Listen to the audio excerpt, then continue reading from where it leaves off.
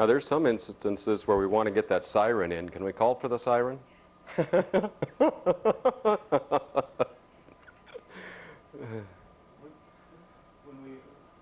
comes time to start, just pause for like 3 or 4 seconds and then start talking. Okay. Just, Okay. Are you ready? Are you ready? I'm ready. Okay, we're going to about 5 seconds and then we can start. Okay.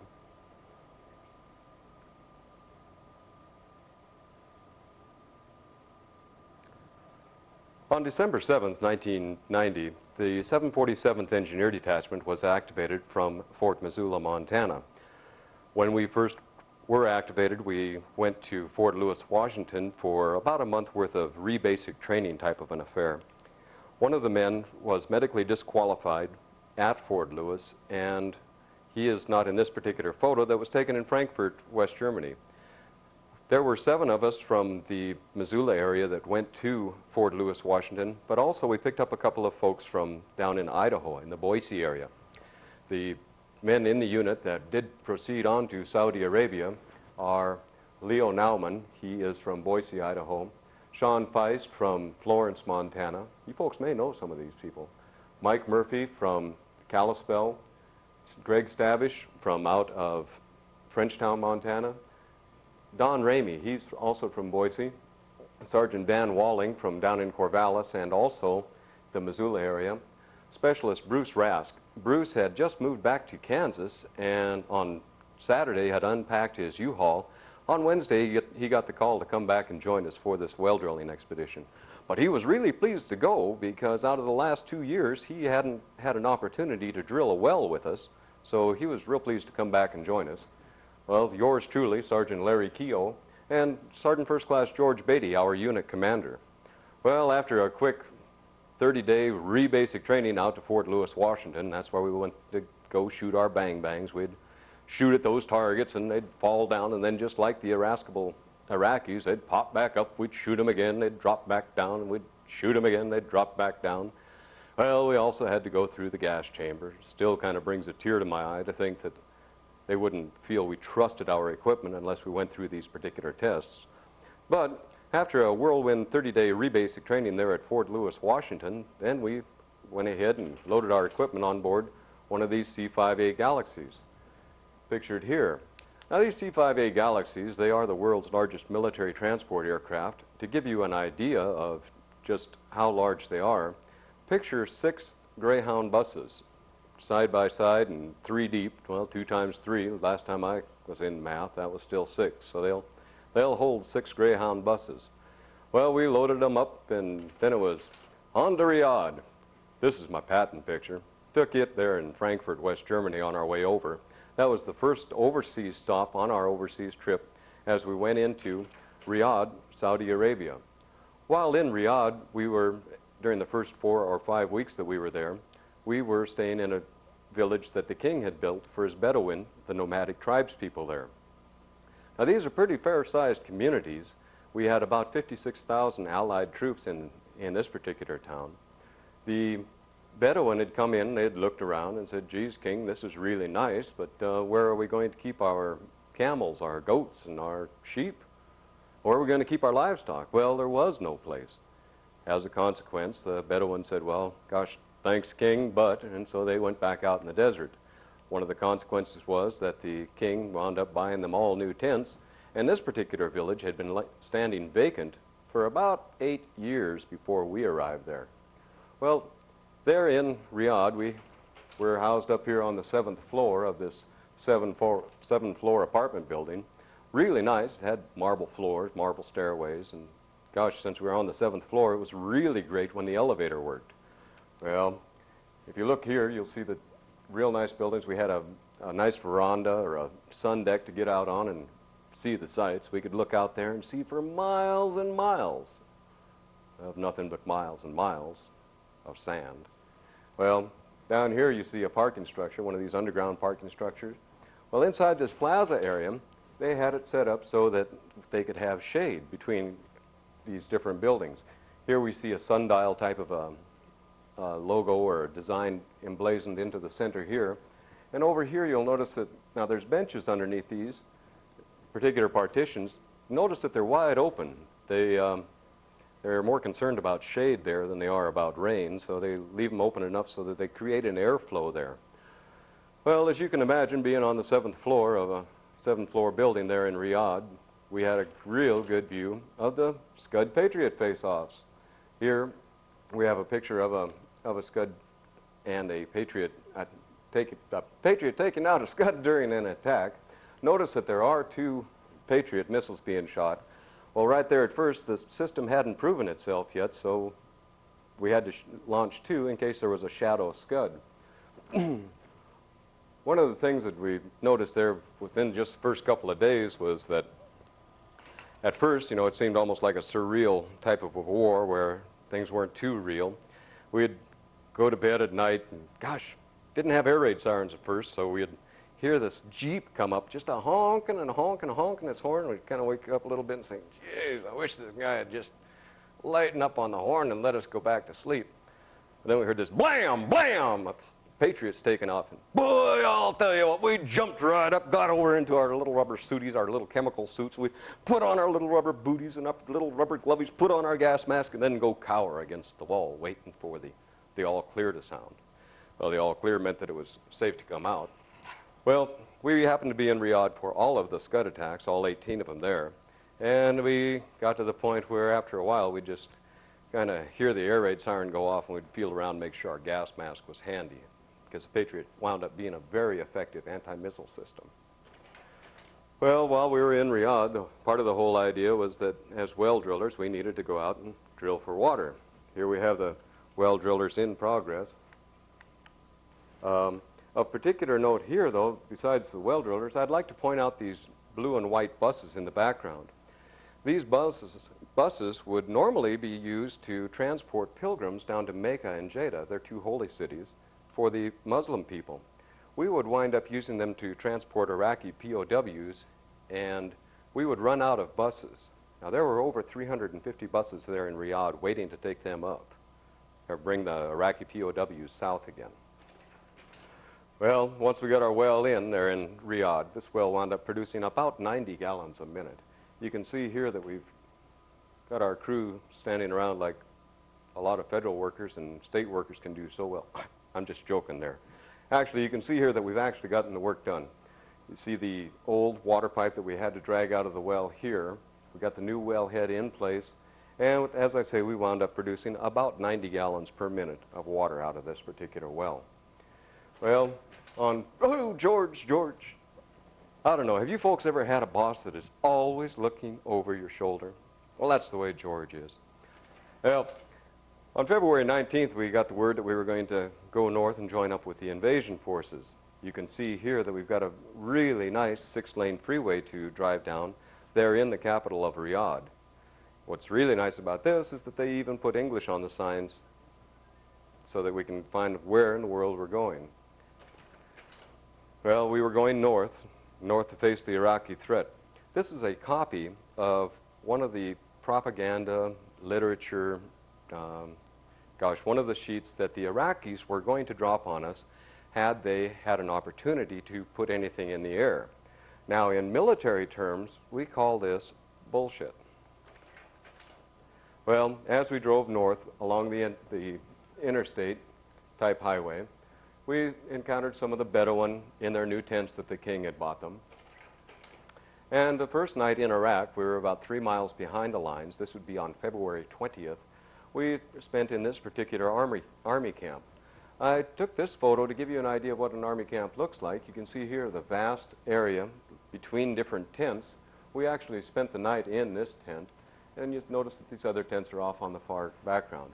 The purpose of that is, in the event of an artillery attack, we would wind up, number one, it would be a very fortunate thing for the Iraqis were a round to hit a tent. Number two, if it did hit a tent, then it was only going to wind up killing about 10 to 12 people instead of hundreds had we been all massed together. Well, early in the morning of February 24th, we headed north on the invasion into Iraq. As you can tell here, the road north was dusty, it was windy. We have here the back end of our well driller support truck. These other vehicles, these other trucks are loaded down with supplies for other troops in other units. Here we have what we call the Great Land Rush photo. Realize that this photo is taken out of the driver's window in one line of vehicles. And in addition, there's another line of vehicles here, another line of vehicles here, another one here. And off there, just really, really faint, you can see another line of vehicles. Well, we were sneaking into Iraq, 7 columns wide. On our far left column, we had armored personnel carriers, howitzers, and other armored vehicles. Then we had 5 columns of trucks. And then on our far right, we had the tanks, the M1A1 Abrams tanks, and also the Bradley fighting vehicles.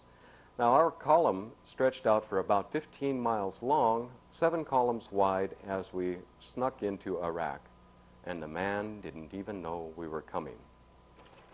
Well, living accommodations along the road were less than optimal. Here we see a helicopter flying close air support on the horizon. One gentleman has got his cot out here in the middle of nowhere, because there was a lot of nowhere, and we were right in the middle of it. Also, a particular note, I'd like to point out the inverted V on the door of this pickup.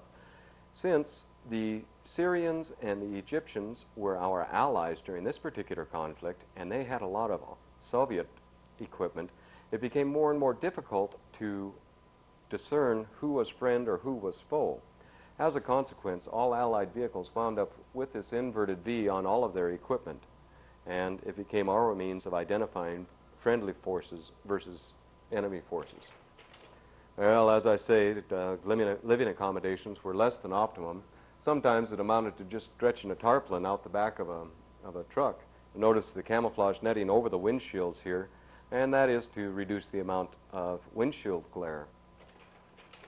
Here we have our commander, Sergeant George Beatty, outside of a shelter that he had erected.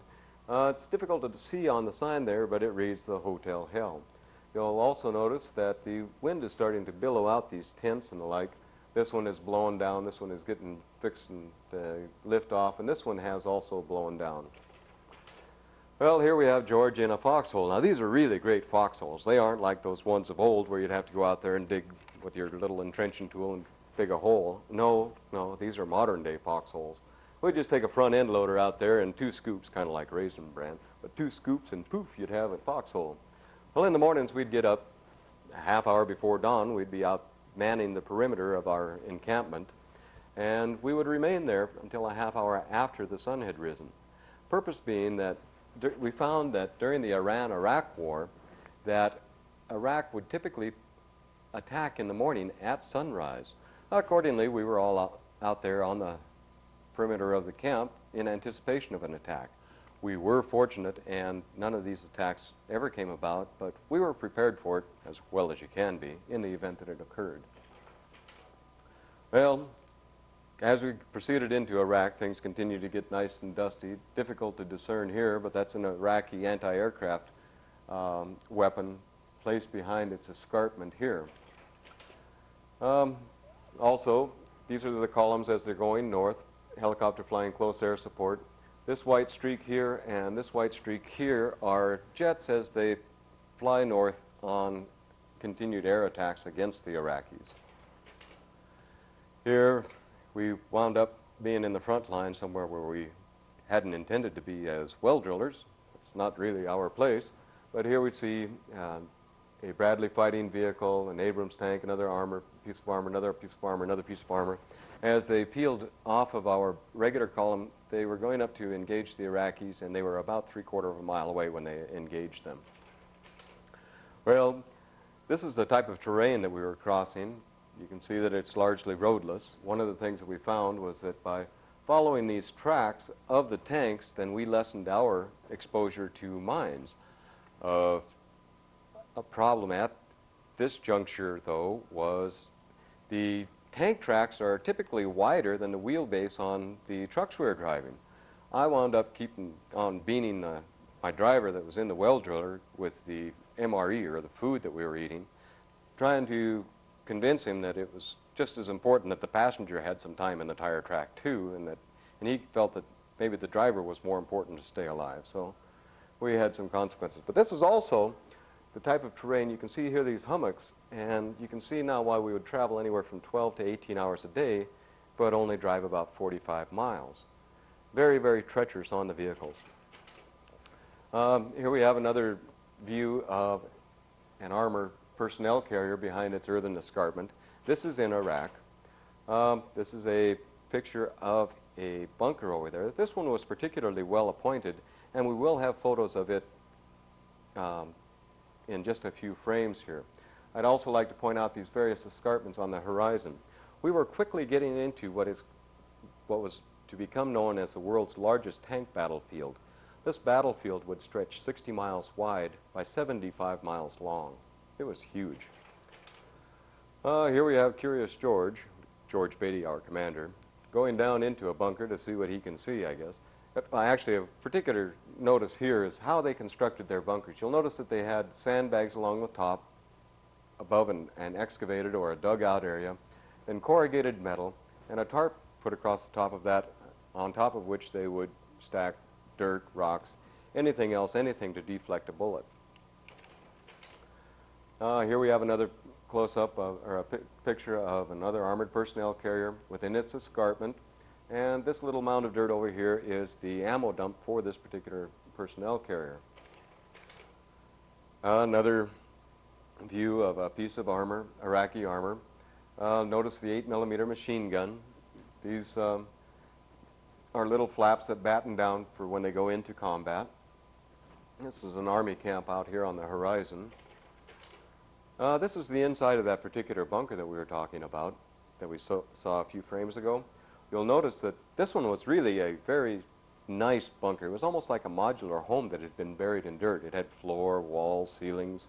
You'll notice the window here rocked in real well. This place had closets. You can see the light switch here. They did have auxiliary power coming off of generators. And this was a very well appointed bunker. The Iraqis were starting to leave all kinds of things laying around the desert. Here we have yours truly, Larry Keogh, holding onto an RPG-7 round. RPG stands for Rocket Propelled Grenade. They'd take these rockets and they'd throw a grenade out there about 200 yards, which is better than even Audie Murphy or John Wayne can do. Here we have an 8-inch artillery shell. What was happening was that during the rainstorms, the sand would soften to the point where these rounds wouldn't detonate when they struck the sand. But as I say, the Iraqis were starting to leave all kinds of things laying around.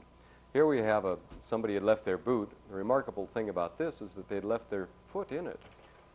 But we were also encountering all kinds of weaponry. Here we have an AK-47, an 8mm sniper rifle.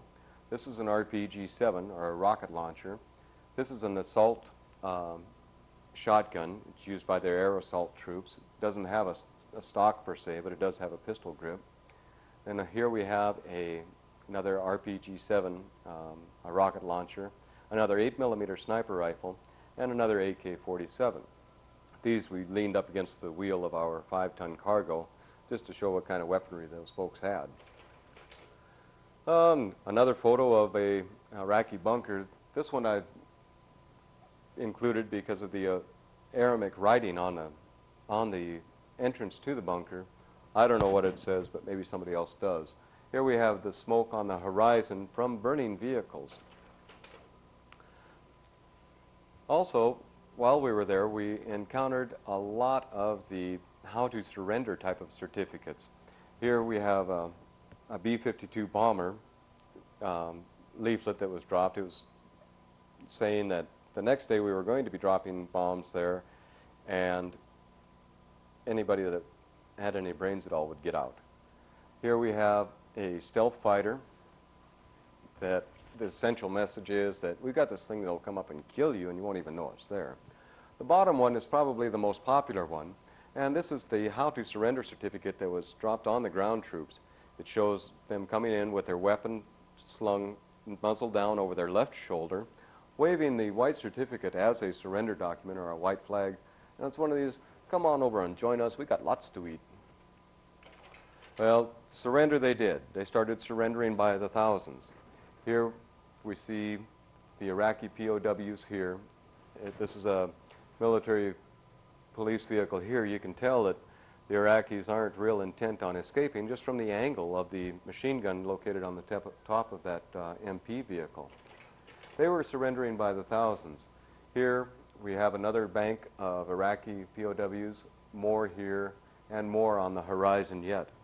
They were surrendering by the thousands. Oh, here's yours truly on a Japanese-built anti-aircraft artillery piece that is unusual because I don't know if you can notice this little whoop-de-doo here in the barrel, but what had happened was that they had shot so many rounds so fast through this piece of artillery that they had actually melted the barrel. You can see here that we still got a live round on the feed tray. The round wouldn't come out. But the weapon was rendered useless because of overuse. Some more of the Russian armor that the Iraqi military was using. This is a fairly good piece as far as being in shape at that time. I'd like to point out the further escarpments and bunkers off there in the horizon.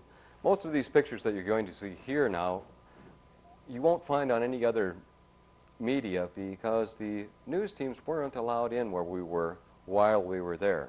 All of this equipment that you see now is Iraqi, and it has been destroyed at this point. It's been burned, blown up, destroyed, rendered inoperable. It's no good anymore.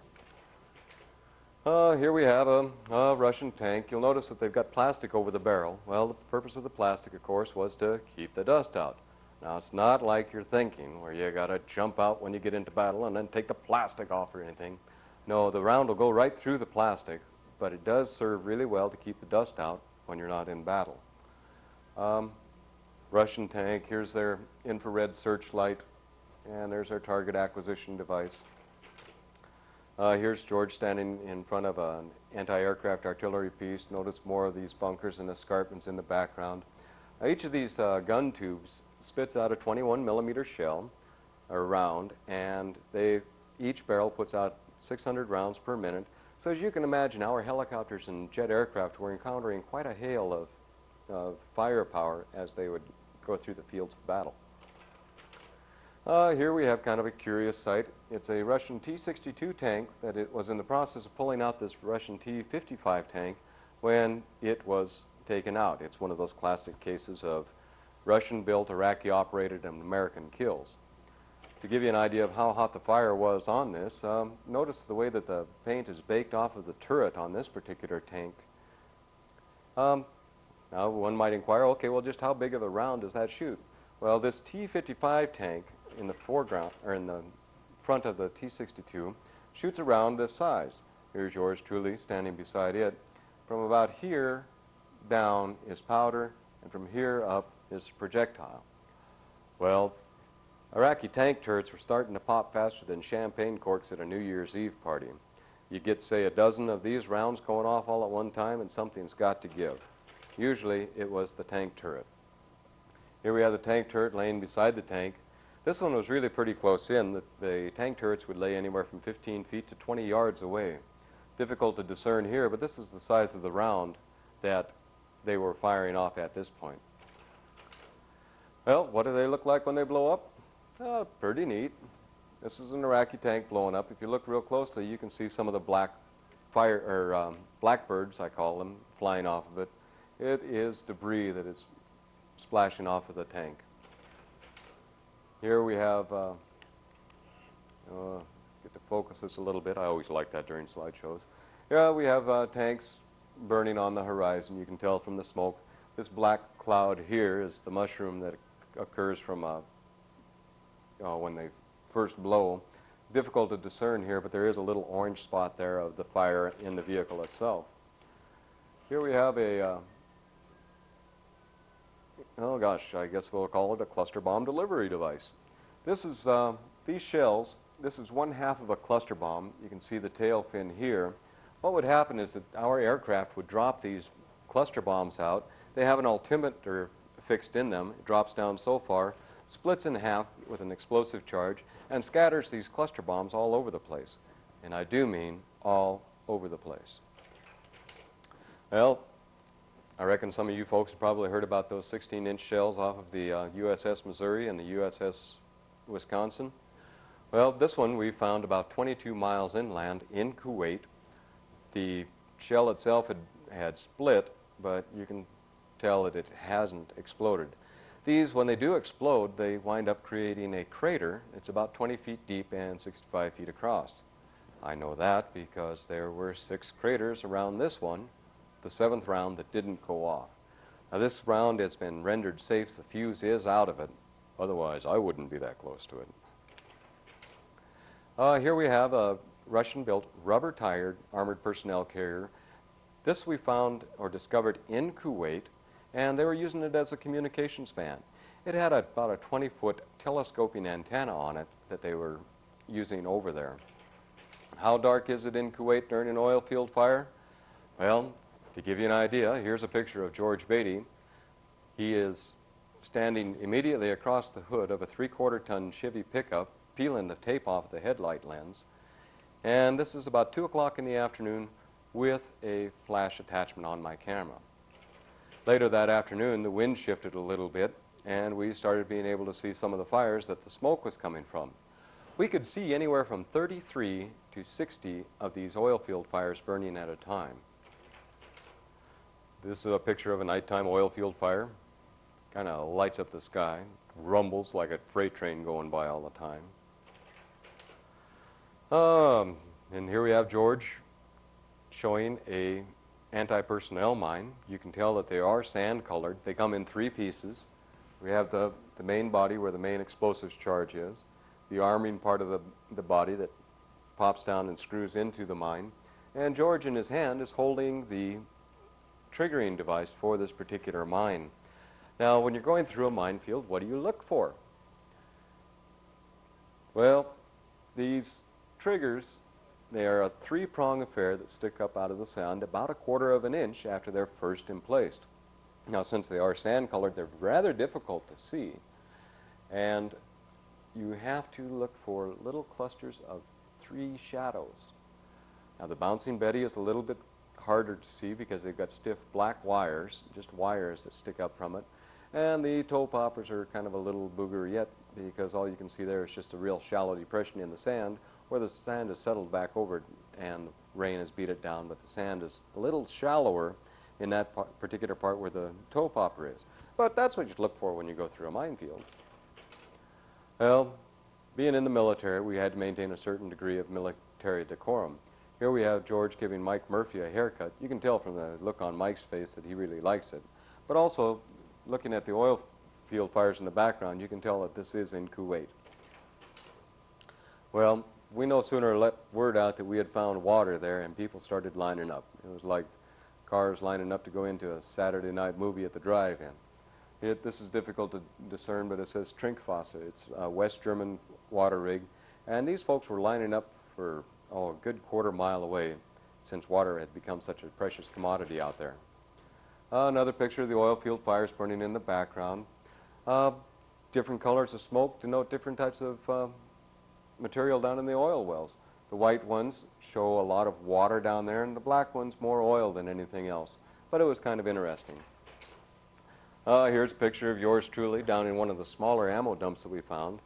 Being in an ammo dump like this, I got to thinking afterwards that was pretty stupid, but truth is that might have been one of the safest things that I'd done that particular day.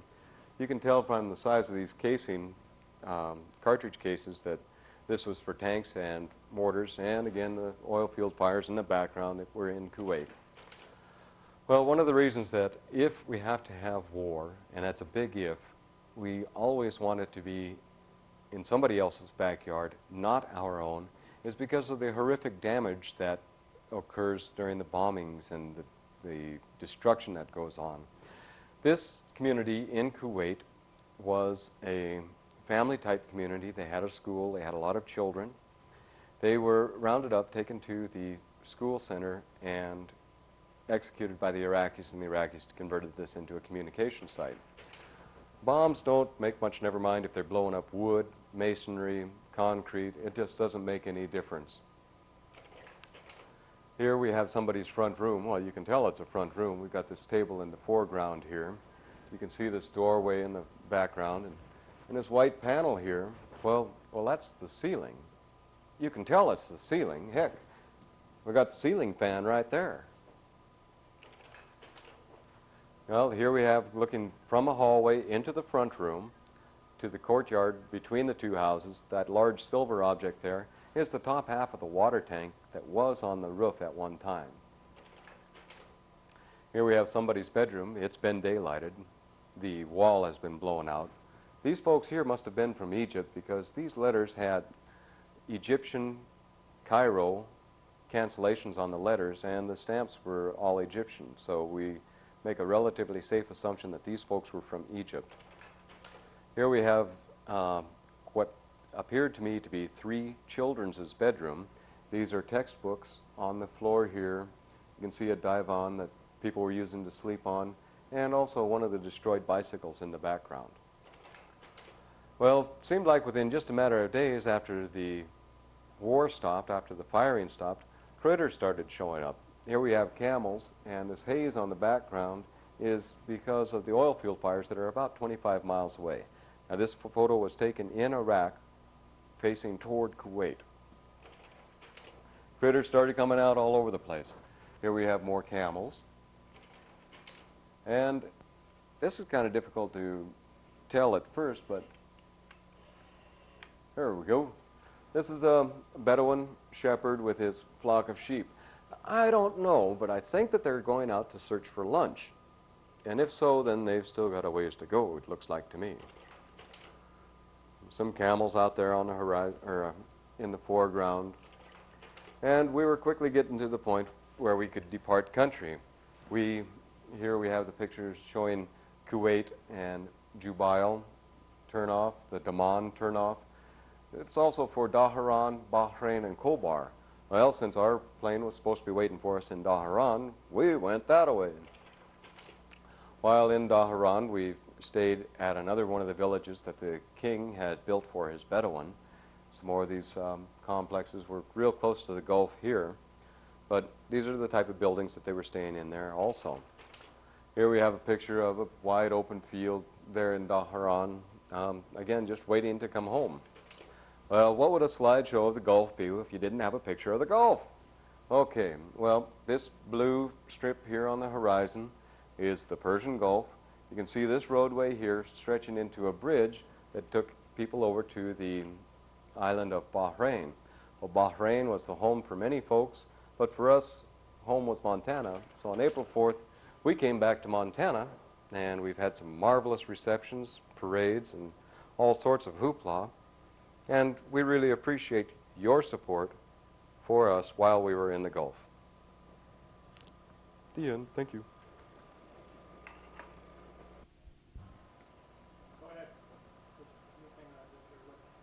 Oh. Well, the men that went to Saudi Arabia with us were Leo Nauman. He is from the Boise, Idaho area. Next to him is Sean Feist from Florence, Montana. You folks may know some of these people. Mike Murphy from up in Kalispell. Craig Stavish from Frenchtown, Montana. Don Ramey, who is also from the Boise area. Down here on the bottom row, we have Sergeant Dan Walling from Corvallis and Missoula. Then we have Specialist Rask. Now, Bruce had just moved back to Lawrence, Kansas. He had just unpacked his U-Haul on Saturday when he got the call to come back and join us on Wednesday. So he was real pleased to be there. Now, he really was pleased because he had been with the unit for 2 years and had never had an opportunity to go drilling wells with us. Well, next to him we have yours truly, Sergeant Larry Keogh, and then Sergeant First Class George Beatty, our unit commander.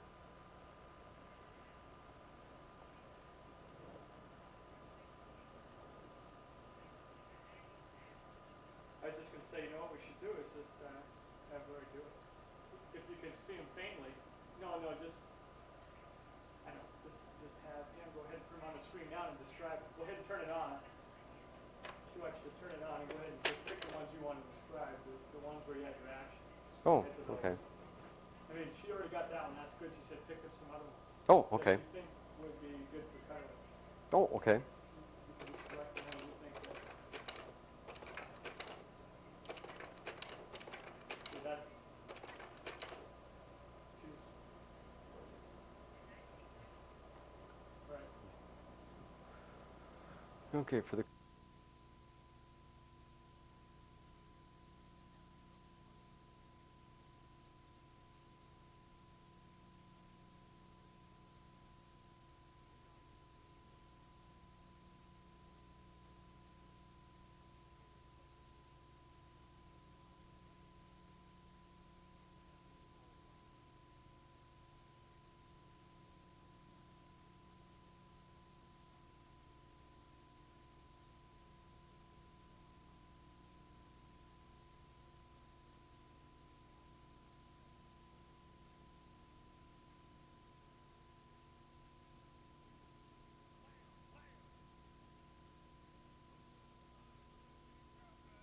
we went over and we jumped into our little chemical suities and we put on our little rubber booties and we put on our little rubber gloves and put on our gas mask, and then we went and we cowered back by the wall waiting on the all clear to sound.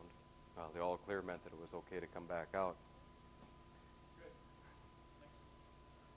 Remember, there's no audio. The mic is turned on. So whatever you do is hang Okay. on, but don't look at the cameras.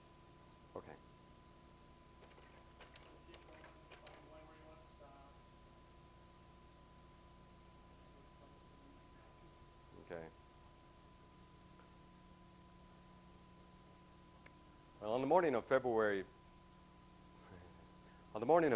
19th, we started to move north, and it was, George! I don't know, did you guys ever have a boss like this who winds up always looking over your shoulder? Well, this is my boss, George Beatty. We cut off to that.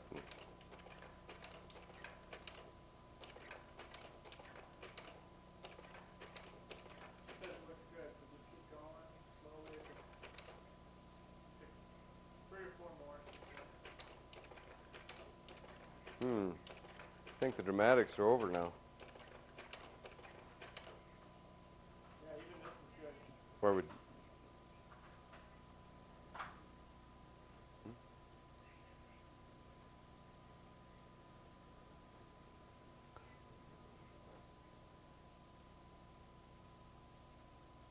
Well, okay, I'll just check it out. Mike wants to know if you could do the one where you get a new gear. Did you already do that? I already did that one. Share with the program, Mike.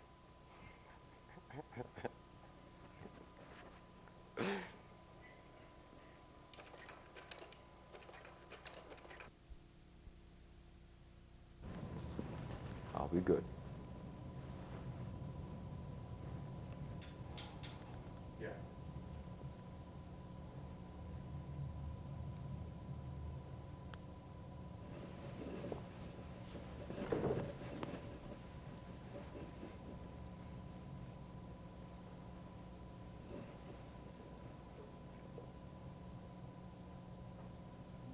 You ready? Mm-hmm. I'm Sergeant Mike Peterson from United States Army Recruiting. I'm talking with Sergeant Larry Keogh of the 747th Engineer Detachment. How you doing today, Larry? I'm doing really well, Mike. Thank you. All right. I appreciate you taking this time to share some of your recollections of your trip to Saudi Arabia and some of your slides with us today. Tell us a little bit about yourself. Well, Mike, I'm pretty much a native Missoulian. I grew up here in January of '71. I left Missoula, returning around Thanksgiving time in 1982.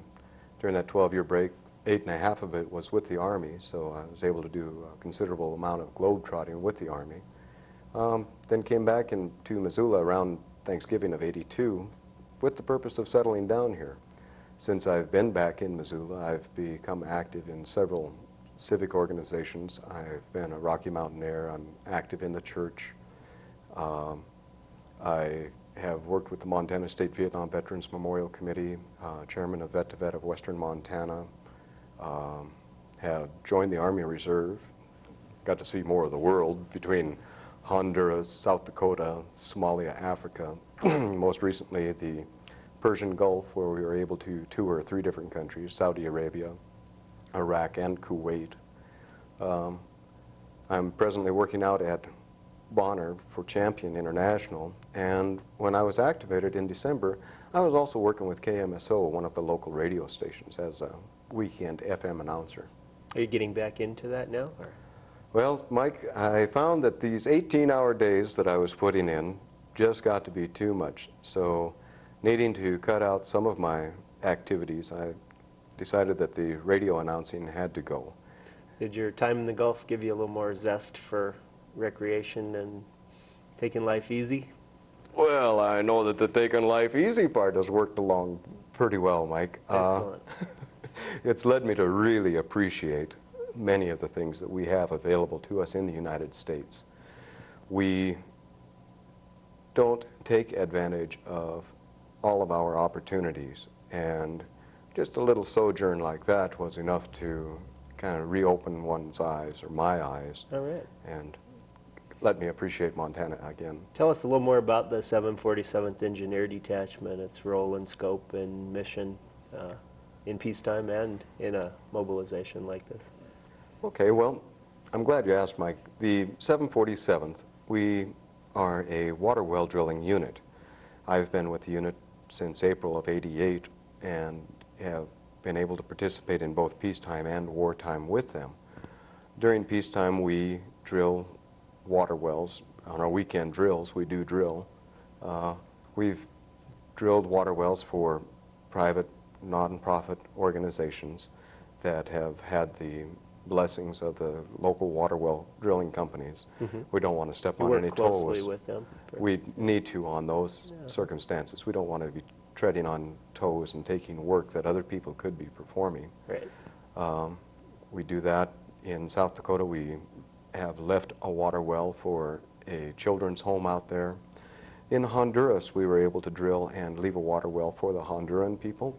And in Somalia, we were also able to leave a water well for the nomadic tribes people in Somalia, Africa. There's particular reward in being able to go to developing nations and leave Something behind. yes, something behind. So valuable a resources as water, something that in western Montana we tend to take for granted, but is a precious commodity elsewhere in the world.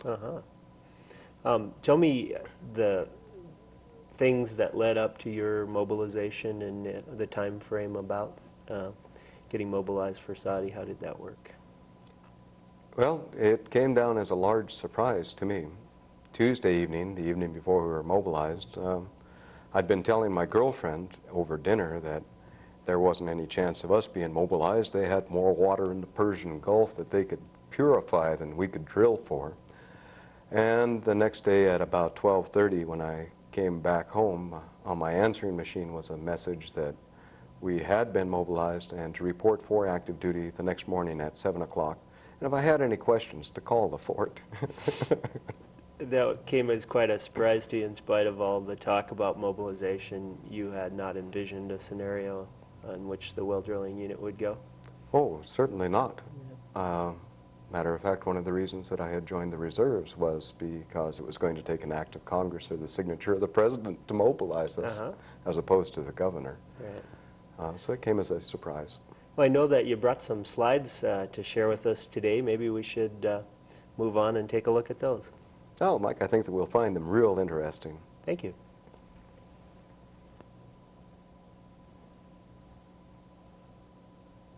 And 1, 2, 3. Now let's close it. Thanks a lot for coming. Do the Right. same thing. Just tell a slideshow and ready? Ready? Boy, Larry, that was overwhelming. Those are just some of the best slides I've seen. Even the CNN coverage didn't give you a real grasp of things like that, and I thank you for sharing it with us. Tell us a little bit about your welcome home when you came back. I know one of the things you spoke about at the Welcome Home Veterans Day thing was the difference between your welcome home from Vietnam and your welcome home from the Gulf. Maybe you could share with us some of the things you've been involved with since you got home. Well, thanks, Mike. I appreciate the opportunity to be able to speak with you and share this. Our welcome home has been tremendous. When we landed in Dover, or at McGuire Air Force Base in New Jersey, there was a contingent of greeters to welcome another reserve unit home that we'd flown with, and that was nice, and it felt kind of good. And as we drove through McGuire Air Force Base in Fort Dix, New Jersey, we saw a series of yellow ribbons and yellow flags and the like, and that was real nice. We got on our aircraft and flew down to Houston, from Houston up to Seattle, and the people on the aircraft were real friendly. We were real popular at the time. We got off at SeaTac Airport. We were greeted by a brass band and a lot of dignitaries, and many people, just Joe citizen, coming off the street and saying thank you and the like. But all of that was eclipsed when we got back to Missoula, and we walked in and saw the welcoming force there upstairs at the airport. At the airport at 10:30 at night. At the airport, 10:30 on a Saturday night. Yep. But we walked in, and gosh, there was everybody that we could imagine was there, and we spent about 20, 25 minutes upstairs, and then somebody started raising a ruckus with us and said we had to get downstairs. Well, we walked downstairs, and it was like the rest of Missoula had turned out. By golly, there was spaces as far as you could see. Then on May 18th in Missoula, we had a magnificent parade and welcome home that was Missoula's biggest ever. Missoula's biggest ever, and it was also extended to the Vietnam veterans. This was a coming home for a lot of people. All right. I was invited to speak at the ceremonies there with former prisoner of war Jeffrey Zahn and some other dignitaries. And in my speech, I stressed how wonderful it was to be back to a united States of America versus just the United States, or versus the states, as it had been in my previous 8 tours coming back. I know you probably aren't pointing out, so I will, that you are a Bronze Star winner in connection with your time in the Gulf, and I congratulate you, and I know that all of your friends and family in Missoula feel the same way. Thank you. It's kind of like 3rd place, but gosh, it's great. You don't have to die to get them. All right. I know you were also involved with the National Victory Parade. How did that come about? Well, I'm glad you asked, Mike. There were 2 of us from the 747th, the well drilling unit, Mike Murphy from up in Kalispell and myself, who were invited to fly back to Washington, D.C. to be participants in the National Victory Celebration. We wound up marching about 3.5 miles through the Capitol. There were approximately 200,000 people there that were saying thanks and what a great job we had done. And through the course of the day, we had the parade in the morning, then a picnic in the park out in front of the White House in the afternoon. Barbara Mandrell was one of the participants in a USO show that evening, along with there were just so many people that were coming out. Tommy Hitman Hearns was there to say howdy, and the U.S. Olympic bobsled team was there, and gosh, just some very, very nice things. And the fireworks were tremendous. I had no idea that they could make sparkly hearts and sparkly bow ties and sparkly stars You saw a lot of fireworks in your... 12,000 rockets in 25 minutes. It was marvelous. Such a wonderful way to come back. Well, is there anything else you'd like to share with the people of Missoula? The big thing that I would like to share is a very hearty thank you on my behalf and on behalf of the Persian Gulf, Vietnam, Grenada, and other veterans for our welcome home. Let us maintain this patriotic pride that we presently are enjoying. Let's keep it up. It's just too hard to suppress, and we all deserve to be brought home in this fashion. Thanks for being here today, and thanks for serving.